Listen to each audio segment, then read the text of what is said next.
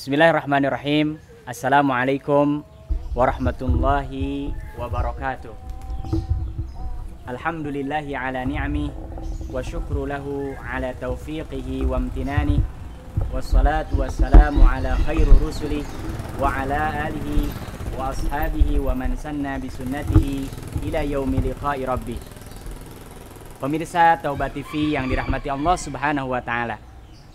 Kami dulu punya seorang kawan, dia berasal dari sebuah negeri yang di situ adalah muslim sangat-sangat minoritas, bahkan jumlahnya sangat sedikit. Ketika beliau menyampaikan bahwa salah satu di antara kenikmatan yang paling besar yang ada di Indonesia adalah betapa jumlah masjid dan musola dan tempat ibadah untuk orang-orang yang beriman sangat banyak. Bahkan beliau mengatakan, tidaklah kami masuk ke sebuah perkampungan, pasti di situ ada masjid. Setelah kita sekian lama ditakdirkan oleh Allah Subhanahu wa taala tidak bisa menyambangi masjid-masjid.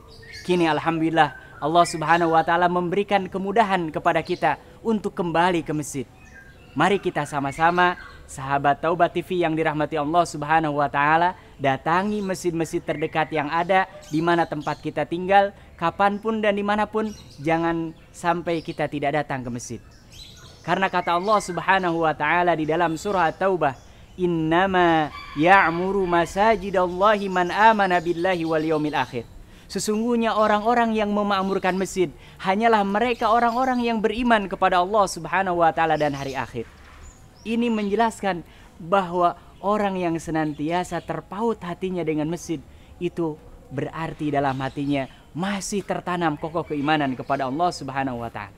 Bahkan dalam sebuah hadis yang diriwayatkan oleh seorang sahabat yang mulia, Abu Sa'id Al-Khudri, Rasulullah SAW memberikan jaminan kepada kita. Di mana kata Abu Sa'id Al-Khudri, Rasulullah SAW pernah mengatakan, "Idza ra'aitumur rajula yata'ahadul masajid fashhadu lahu bil iman."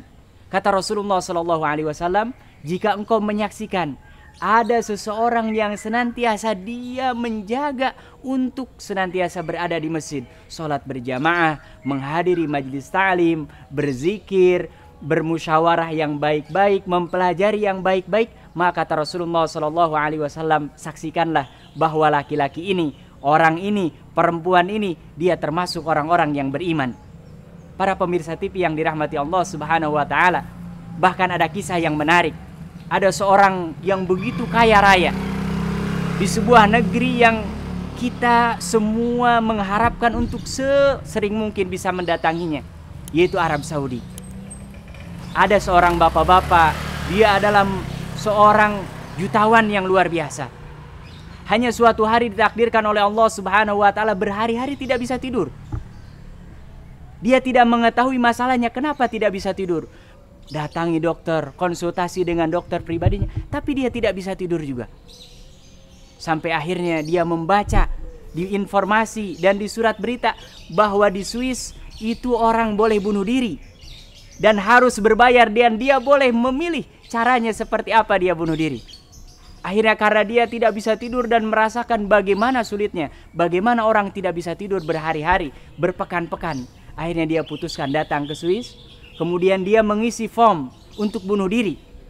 Tapi di sana setiap kali ada orang yang hendak membunuh diri dan sudah yakin, itu mereka biasanya memasuki sebuah ruangan. Kalau dia muslim dibawa ke musola, kalau dia bukan non muslim dibawa ke tempat ibadahnya. Kemudian diingatkan mungkin kalau muslim oleh seorang ustaz, oleh seorang penyuluh agama, kalau yang agama lain mungkin rohaniawan.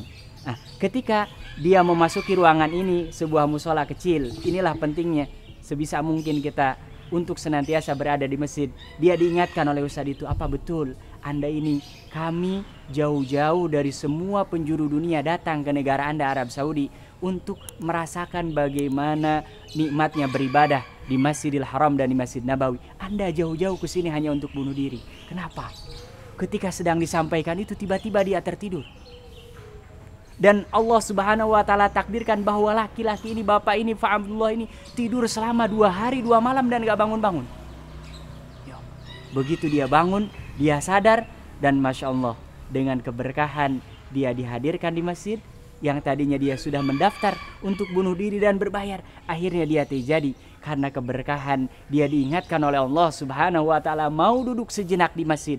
Inilah datang pertolongan dari Allah Subhanahu wa taala. Sekali lagi, mudah-mudahan kita semua senantiasa hatinya terpaut dengan masjid, kapanpun, dimanapun, terlebih di negeri kita ini, tidak ada satu pojok pun kecuali insya Allah kita di situ akan menemukan masjid, dan mudah-mudahan kita bisa menikmati hidangan Allah Subhanahu wa taala yang ada di masjid. Pemirsa TV Taubat TV yang dirahmati Allah Subhanahu wa taala, jangan lupa like, komen, dan subscribe. Wassalamualaikum warahmatullahi wabarakatuh.